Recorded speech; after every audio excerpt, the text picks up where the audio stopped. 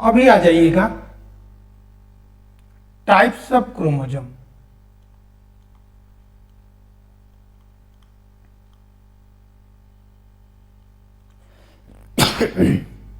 Types of chromosome मतलब chromosome कितने type के होते हैं ऑन द बेसिस ऑफ देखिए डिफरेंट टाइप मतलब किस बेसिस पर क्रोमोसोम डिवीजन करते हैं।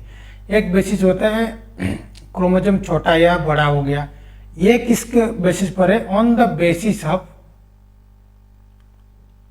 प्रेजेंस ऑफ सेंट्रोमियर और मोर एग्जैक्टली पोजीशन ऑफ सेंट्रोमियर। मतलब जो बीच में जो कॉन्स्ट्रिक्शन होता है, जो प्राइमरी कॉन्स्ट्रिक्शन हो गया, जो हो गया सेंट्रोमियर, वो सेंट्रोमियर कहाँ पर रहता है उसके बेसिस पर ही वो डिवीजन होता है क्रोमोसोम, मतलब किस डिवीजन पर होता है।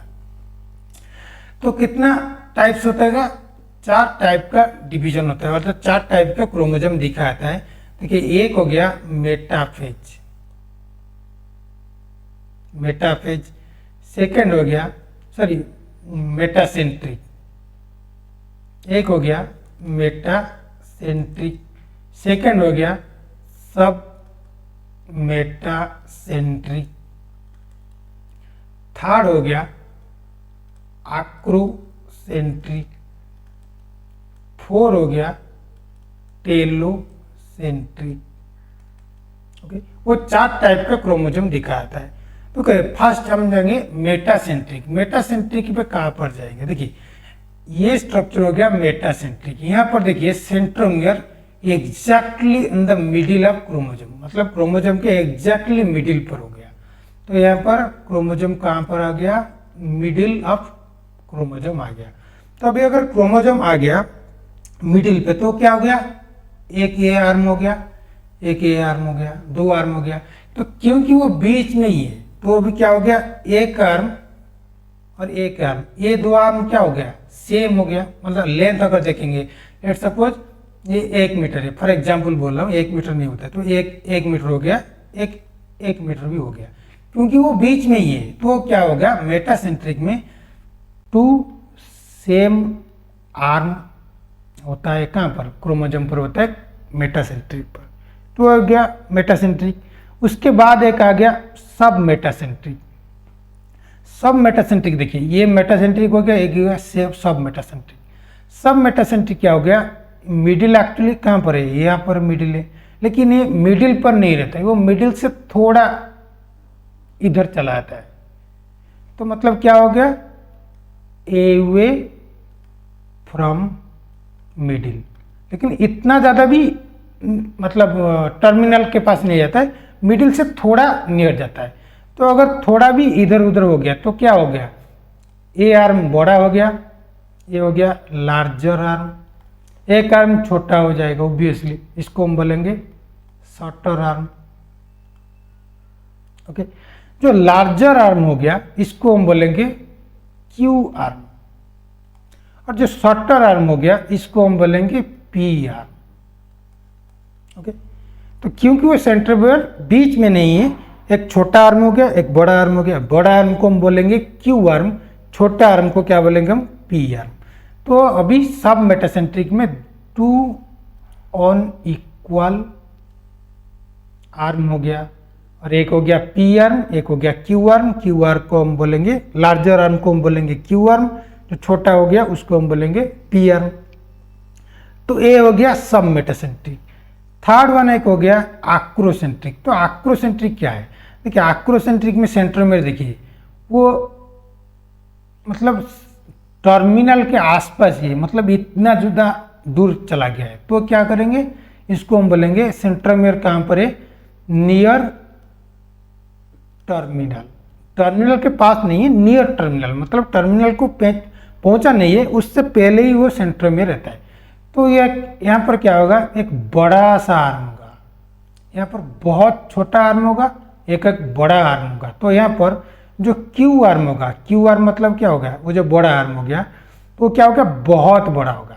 और जो पी आर्म हो गया, ये जो पी आर्म जो छोटा सा हो गया, ये क्या होगा? ये बहुत छोटा होगा। ओके, तो ये डिफरेंस है आक्रोसेंट्रिक में।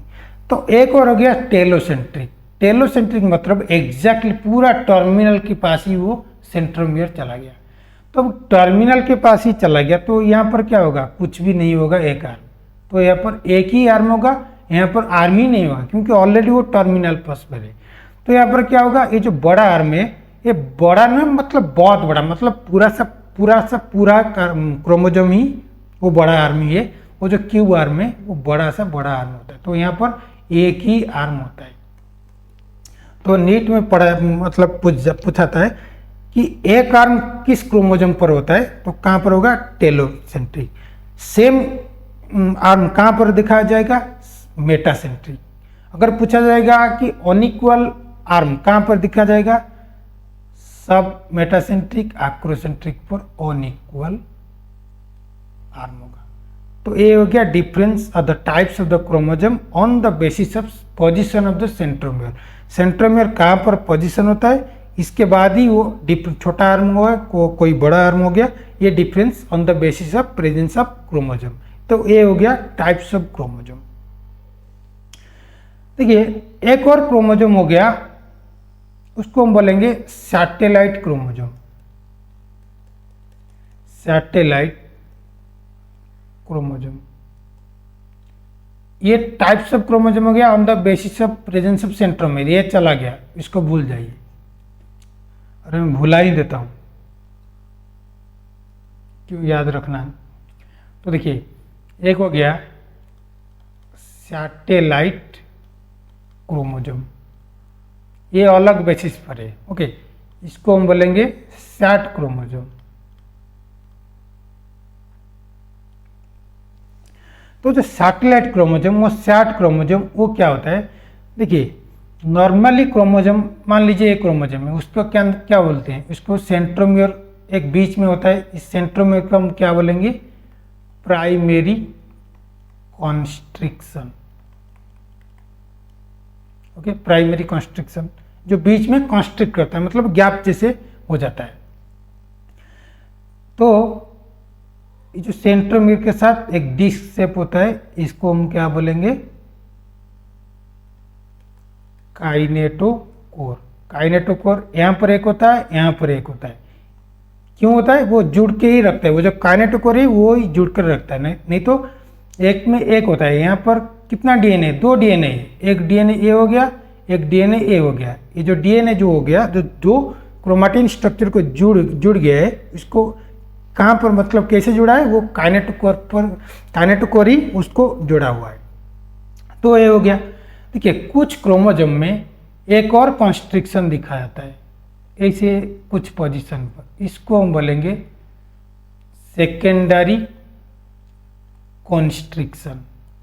देखिए इस स्ट्रक्चर को, इस स्ट्रक्चर में ऑब्वियसली प्राइमरी कॉन्स्ट्रिक्शन कौन हो गया, सेंट्रोमियर एक बीच में। देखिए कुछ क्रोमोजोम, नॉट ऑल क्रोमोजोम, मतलब सभी क्रोमोजोम में दिखा नहीं जाता है, कुछ क्रोमोजोम में। देखिए ये जो सैटेलाइट क्रोमोजोम मतलब सेकेंडरी कॉन्स्ट्रिक्शन एक दिखाता है यहाँ पर, जैसे यहाँ पर दिखाता है, यहाँ पर दिखाता है।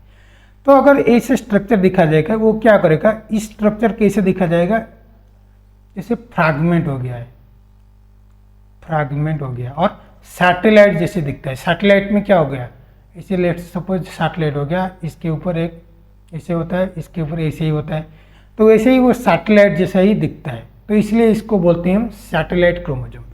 तो मतलब क्या हो गया, सैटेलाइट क्रोमोजोम में 2 कॉन्स्ट्रिक्शन होता है। एक हो गया प्राइमरी कॉन्स्ट्रिक्शन जिसको हम बोलेंगे सेंट्रोमियर, एक हो गया सेकेंडरी कॉन्स्ट्रिक्शन जिसको हम बोलेंगे, और जिसके बाद वो फ्रैगमेंट हो जाएगा, इसको हम बोलेंगे सैटेलाइट और सैटेलाइट क्रोमोजोम। देखिए मैंने पहले बोला था सभी क्रोमोजोम नहीं करता है, कुछ क्रोमोजोम करता है। देखिए अगर ह्यूमन केस में बोलेंगे तो ह्यूमन केस में 5 क्रोमोजोम ऐसे हो गया, 5 क्रोमोजोम हो गया जिसमें सेकेंडरी कॉन्स्ट्रिक्शन दिखाता है। और इसको हम ऐसे ही बोल सकते हैं कि 5 क्रोमोजोम ही सैटेलाइट क्रोमोजोम है। तो अगर एग्जाम में आएगा, नीट एग्जाम में एक बार आया था कि in human how many satellite chromosomes are present, तो सैटेलाइट क्रोमोजोम ह्यूमन में कितने दिखाया जाता है, तो आपका आंसर होगा 5। अगर एग्जैक्टली पूछेंगे कि कौन कौन से क्रोमोजोम, मतलब 1 हो गया, 2 हो गया, 3rd हो गया, 4th क्रोमोजोम हो गया, कौन सा क्रोमोजोम हो गया, देखिए वो हो गया 13th chromosome, 14th chromosome, 15th chromosome, 21st, 22nd। ये जो 5 क्रोमोजोम हो गया, इस 5 क्रोमोजोम में एग्जैक्टली इस 5 क्रोमोजोम में ही वो सेकेंडरी कॉन्स्ट्रिक्शन दिखाता है, मतलब वो सैटेलाइट जैसे स्ट्रक्चर दिखाता है। तो मतलब 13, 14, 15, 21, 22, मतलब हम इसको बोल क्या सकते हैं, इसको हम बोल सकते हैं सैटेलाइट क्रोमोजोम और द सैट क्रोमोजोम। तो ये हो गया आपका सैटेलाइट क्रोमोजोम के बारे में। देखिए मैं तो वीडियो कर रहा हूँ, देखिए अगर आपको अच्छा लगा तो प्लीज़ लाइक एंड सब्सक्राइब भी करते रहना, और कमेंट में बताना भी किस ऊपर भी आप मतलब जानना चाहेंगे, तो हम भी उसके ऊपर ही काम करेंगे और ट्राई करेंगे आपको बताने के लिए वो कैसा होता है, एक्सटेंसिवली हम पढ़ सकते हैं। तो